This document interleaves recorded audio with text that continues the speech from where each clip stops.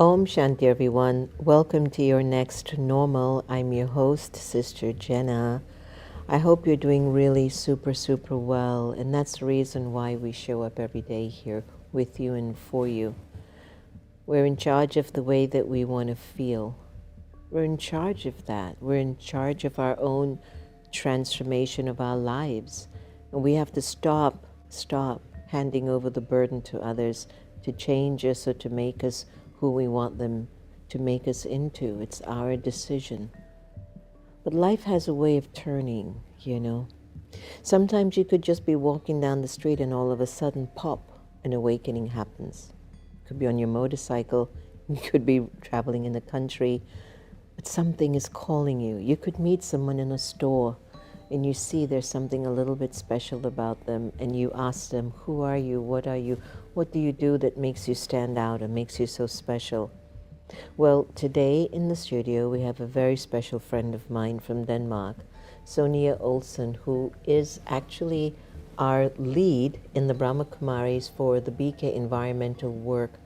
But apart from that, she's an instrument, a teacher, a student of the Brahma Kumaris for over 40 years, and has continued to live an authentic life. She has continued to be the best that she can be and offer the best that she can. And I want to introduce her to you all, and I want you to know more about the work that we're doing where the environment is concerned. So welcome, Sonja, to The Next Normal. Nice to have you. Tell me about yourself. Tell me how you came into your spiritual awakening. What were you doing anyway before your spiritual awakening? One of my first memories actually is I'm around 5-6 years old, and I was born in Sweden, and my dad is a forester and farmer. And one of my first memories is I'm walking alone in the forest, a little girl, not feeling afraid at all. I'm not sure my mom knows I'm out alone. And I feel totally connected to the flowers, to the trees, to the sky, to everything around me. I'm in total bliss. And now when I'm an adult, I know they call this oneness, they call it interconnectedness and non-separation. Or grounding. But I was just a very happy girl in the forest. And I have a Christian background, and I studied to become a nurse, because I always had this feeling to help others. And I thought if I study to become a nurse, I can maybe travel to countries where they need more help than in Sweden. But then I worked in the intensive care unit for children. And in my shift, one of the small boys, around 5 years old, he had to leave the body. They closed the respirator there. I was only 19. The priest was there, the doctor was there, and that was a kind of spiritual moment for me, because I said, there is no meaning, there is no God, why do children have to die? I couldn't get the answer in Christianity. Now, one second, you said about when the soul left the body. You want to elaborate a little bit on that? Like, what do you mean? Yeah, I mean, at that time, the boy died, right? And now, when I'm sitting here with you, I have a different understanding of death. Sure. So I would say that the soul is gone to another body. It's left this body and gone to another body. But at that time, the boy just died. And so next day, I went to the office and signed out from the church. You can do that back home. And then I had a feeling my life would be different. And I thought maybe I will work politically, but I couldn't work out which group to help. So I ended up doing partying and spending my money on that for some time. And I tried different meditation methods. I used to fall asleep many times during meditation. Nothing really caught my spirit. But then I came to the Brahma Kumaris, and that meditation, our meditation method, really suited me, because I didn't have to try to stop my thoughts.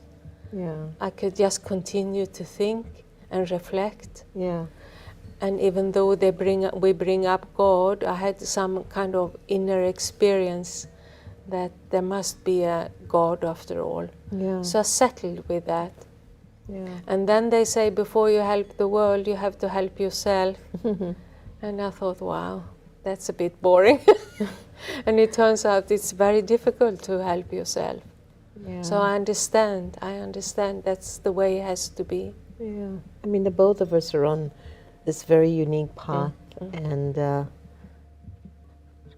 I can only say for myself that I'm at a point now where I'm focusing so much on what I'm thinking and what I'm feeling. If I'm in front of someone and I don't feel comfortable, it's not the person. I'm asking myself why. If I'm in front of someone and I feel great, it's not the person, but I ask myself why. So on the journey of the Brahma Kumaris, you've been practicing this for over 40 years. What's it like? I mean, what's the highlight of being on this particular path? Well, I remember particularly two moments. And one, I was in Madhuban, our headquarters in India, and I've maybe been 10, 15 years on this meditation path. And she looked very happy, very free. And I was struggling a bit. So I asked her, what do you do? And she said, do you know what? I kind of let other people just be how they want to be. I never give advice. I don't have opinion about other people. If they want to be angry, they can be angry. It's got nothing to do with me. I set them totally free. But that also means I am free to choose my reactions, my response, everything. I set myself free. And I thought, wow, I will try that. So I took a decision at that time. And I still stick to it as good as I can. Sometimes it's very easy to want to give advice to people even though they haven't asked for it. But I'll do my best. And I try not to think too much about what other people do and not do. So I take more charge of my own life.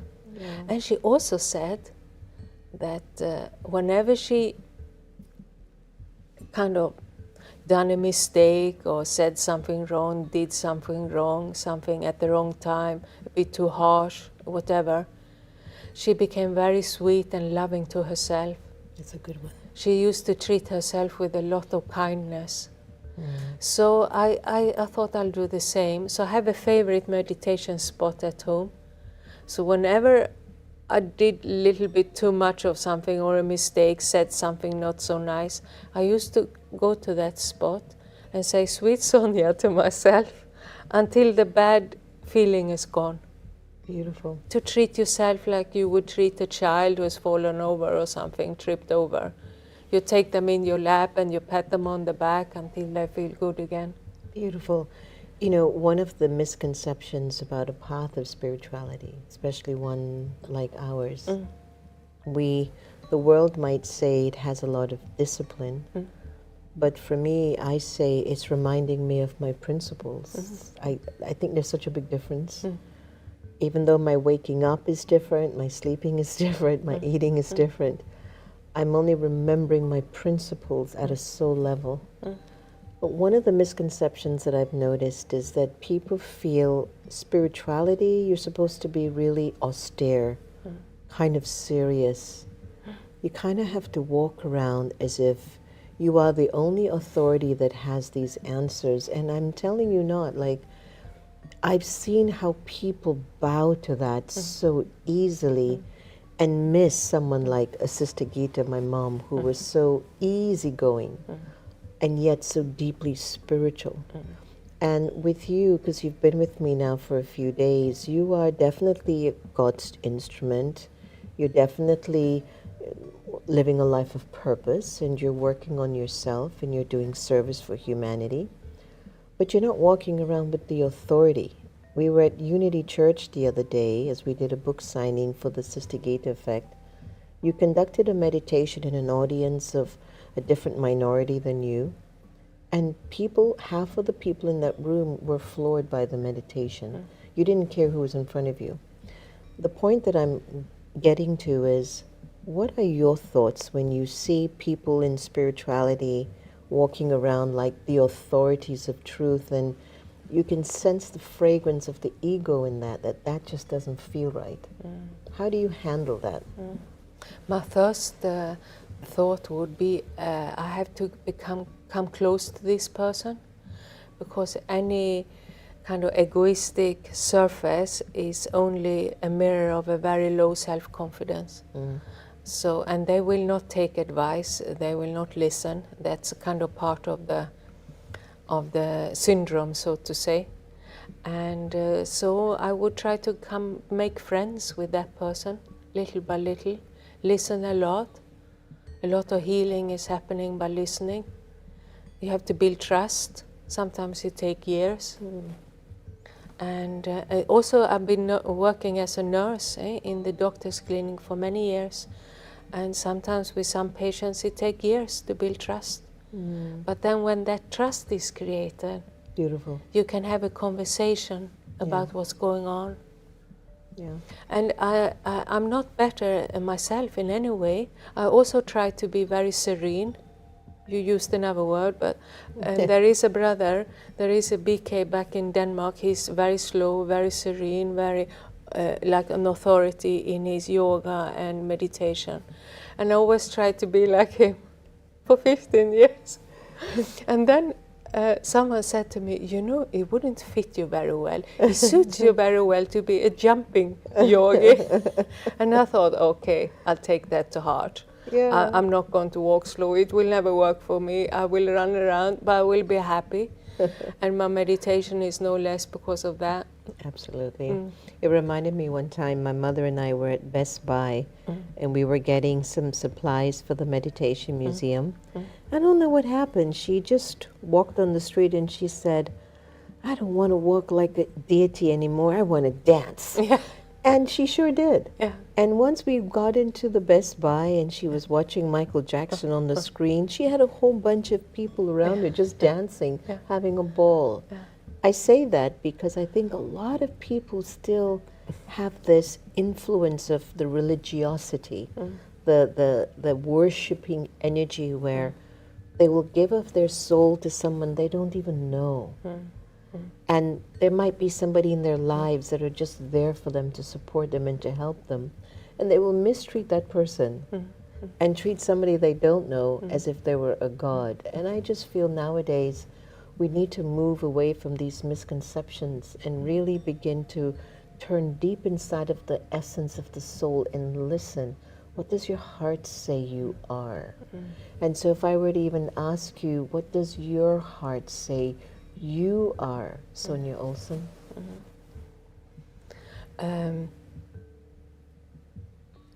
You asked about shifts and important milestones on my spiritual journey. And we used to do the SML, the Self-Management Leadership course, you remember? I remember, yeah. And we were asked, what's your purpose? And I thought my purpose is to do whatever God wants me to do. But they wouldn't accept that answer in the course, so I had to sit down and think, what is it that you do automatically, what happens in the room when you enter, kind of thing, without maybe you noticing it. And what came to my mind that was, oh, I'm bringing hope. I'm a kind of hopeful person, and I can easily inspire hope in others. And the moment I accept that in myself, I also understand why I often end up in hopeless situations. So, for example, if you're a doctor and you say yes to being a doctor, you also say yes to work with sick people all your life. So if another sick person comes, you won't say, oh no, another sick person. You would just heal and treat. And the more sick they are, actually, the more enthusiastic the doctor gets. You know, like cough and small things, it's a bit sort of low-key, isn't it, for them? And if you accept that love is the purpose of my life, you often end up with non-loving people, because that's where you have to do your duty. Great point. That's where you have to do your work, and that's where you have to fulfill your purpose. That's where you have to shine. So when I accept hope, I can look back on my life and see, yeah, it came to be true, because I worked in prisons for 30 years which is a very hopeless place. And I also worked in the psychiatric ward of the prison, which is even, I think, the lowest you can get in society maybe, in terms of hope. And now, as you know, I work with environment and climate change, which is a totally hopeless case. So if you ask me who I am, I would say I'm a hopeful soul. I'm a hopeful being. Great.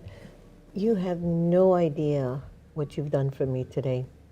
No. Because I'm just realizing that one of the areas I find myself in a lot is trying to bring people together. And I like to see people together, working together, because they're not. Yeah. And I have a purpose. Yeah.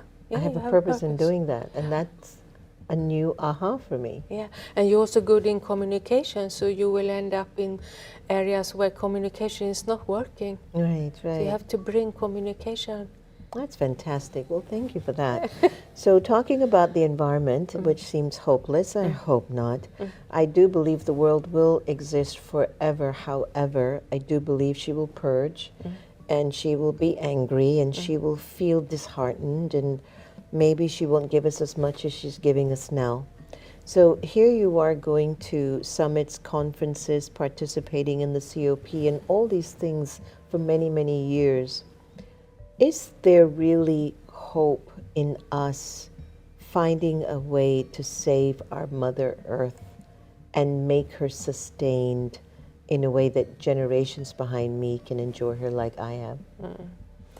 So the hope you'll have to find, I think everyone has to find within themselves.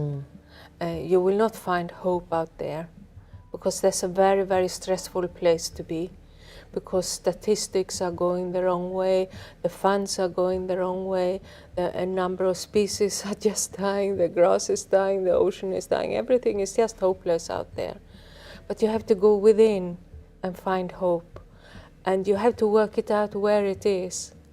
And I'll tell you a very nice story, because most you have heard about the Paris Agreement, the big climate change conference in Paris. Now it's 2015, it's quite some years ago. And I met a professor there from Sweden, and he's now director of the biggest research institute on climate change in Germany. And he's always very enthusiastic. So we had set up a meeting with him and the Brahma Kumaris delegation. And I asked him after the meeting, how can you remain so enthusiastic and hopeful? Because you see how everything is going. And he said, I believe in scalable technology. And I thought, okay, very interesting. So then I asked our Sister Jenna from Brahma Kumaris, who was next to him. And she said, I believe in the immortal soul. And I thought, wow, you can't have more opposites than that, can you? A scalable technology and immortal soul. And I thought, this is interesting. So I asked Golub Hills, who's also been here in the studio, what gives you hope? And he said that what gives me hope is the fact that we can design and create the world around us with our thoughts. That I have the power to influence the world from within. When I change, the world changes. Yeah. And then I asked Valerian, and she said dialogue and communication, community gives her hope. And then I asked myself what gives me hope, actually. And I ended up on the very simple notion of kindness. You know, that we can remain kind to each other. It's hopeful. So I think each one has to find their own area of hope and kind of live in that and then transmit it to the world. And if the world really is going to remain forever or is going to go through a big transformation, I actually don't know. But what I know is that the world is going through a cycle of spring, summer, autumn, winter, and that after winter, a spring will come. And I would say we are in winter time now because many human hearts are frozen and they are filled with greed and anger and whatnot. So after winter, spring will come, I would say. But exactly how it will happen, I don't know. Can we talk about the comment Sister Jenna made of the Brahma Kumaris, who's now the additional chief administrative head of the Brahma Kumaris? When her question was, the soul is immortal, her answer was, the immortality of the soul. That hit me. Because, okay, if the planet Earth doesn't exist, I as a soul never die, so I will continue to exist. Elaborate a little bit more on that as a sense of hope and clarity for us to continue on this journey with some hope. Well, I think it's the basis of our teachings, right? That deep inside I'm a spiritual being, and I'm made of love, I'm made of peace, I'm made of purity, I'm made of joy. And this kind of I as a being of light and life. You can't see me right now. You can see my Swedish chariot. I'm driving Volvo. You can see the body, but you can't see me. You can only feel me. You can hear me, but you can't see me. I'm a kind of light. I'm an eternal, beautiful light. And I cannot die, which means that love cannot die, peace cannot die, joy cannot die.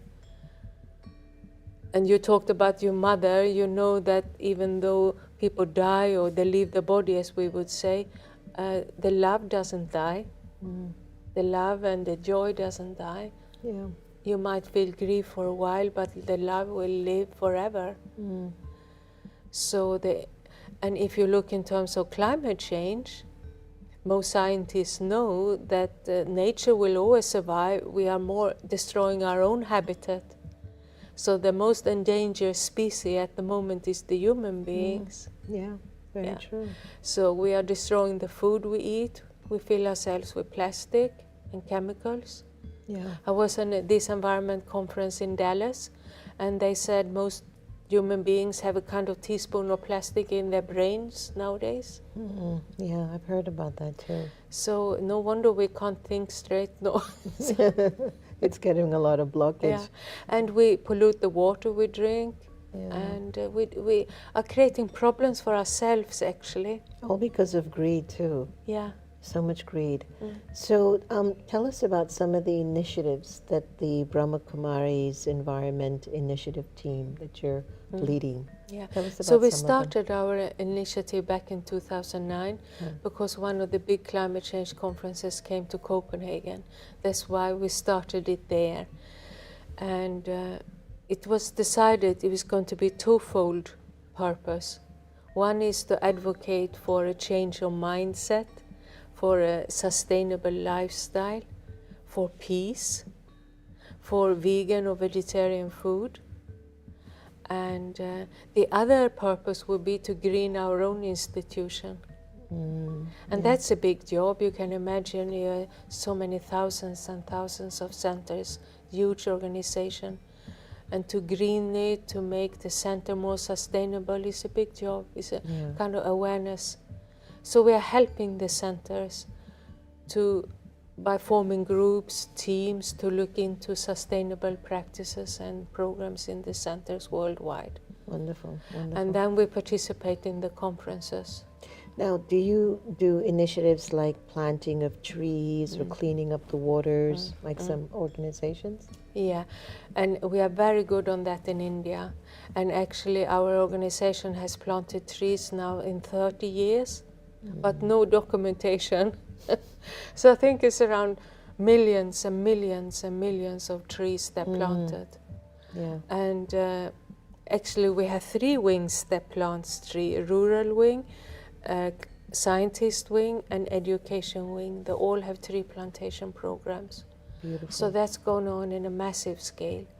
And we do have our solar initiatives, and we even have a research on solar.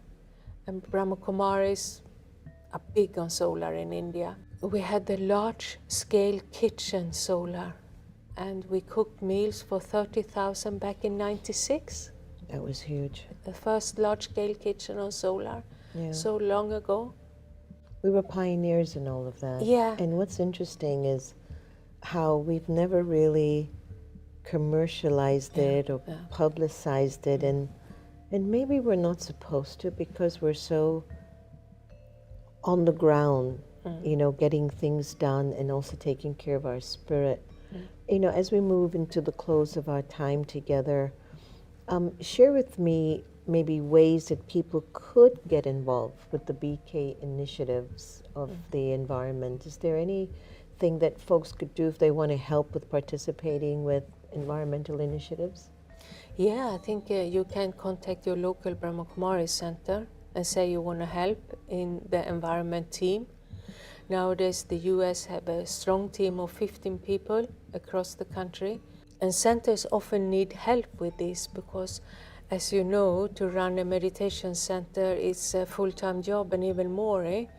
So maybe not the people in the centers always have time to do research where to buy the best paper material instead of plastic, and how to sort the garbage properly, and all this research that needs to be done because they are different from each state, from each country.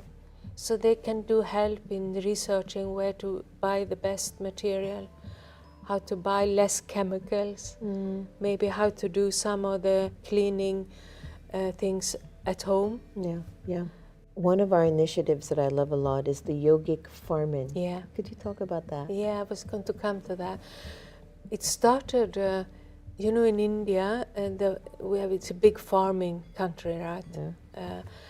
And many of the farmers can't read, so they get the fertilizer, and they think the more fertilizer the better, and they can't read the instructions, so they put too much on the ground.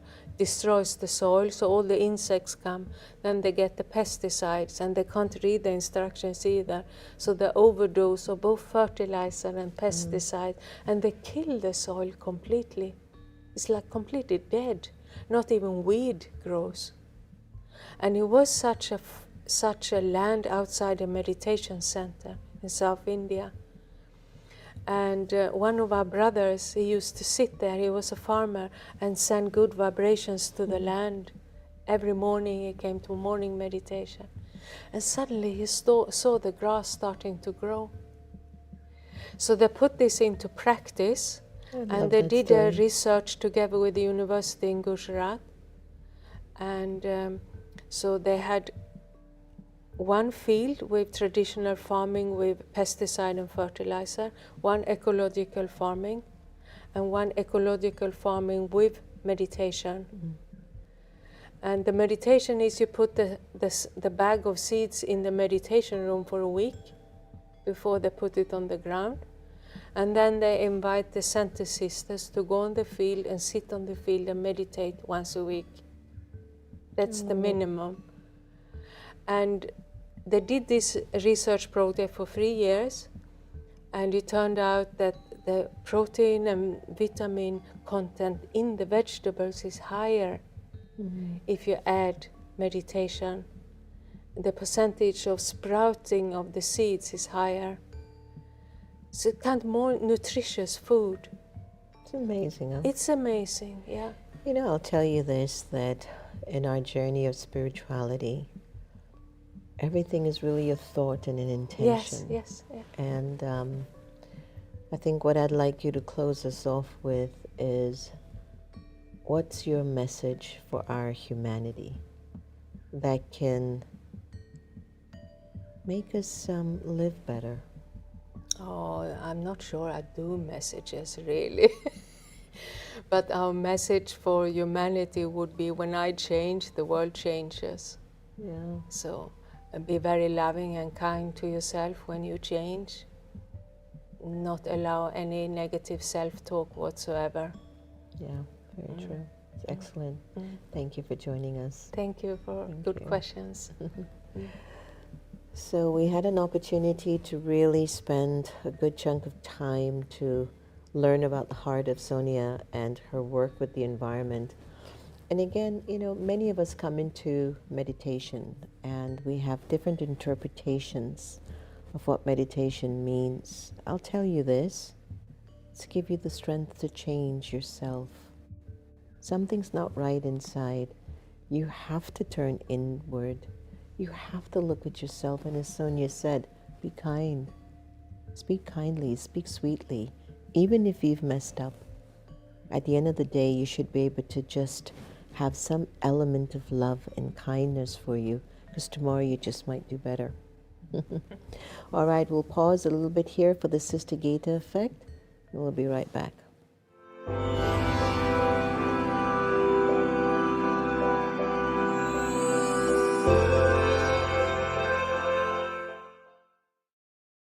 Creating a better self. It reads thus.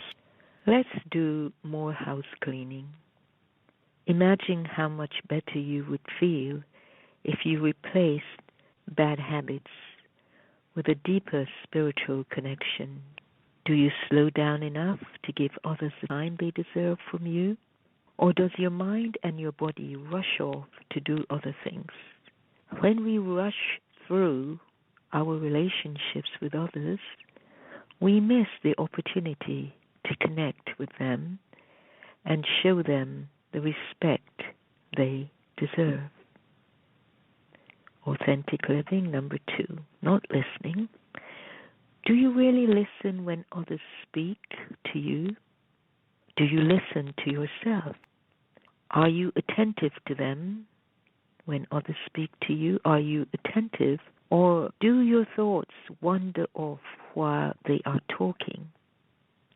Learn to stop and pay attention to others when they are speaking to you. They will feel valued, and you will benefit from truly hearing what they have to say. Number 3, one-upmanship. Many people don't even realize they do this, but others do.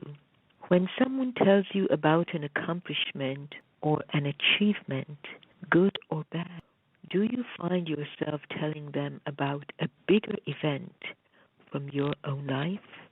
Learn to applaud others and encourage them. When your spirit is living honestly, you will find that you have nothing to prove.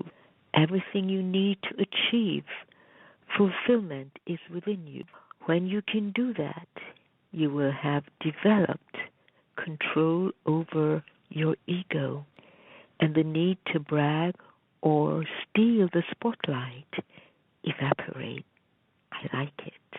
Ways to start feeling great, letting go, and laughter. Om Shanti.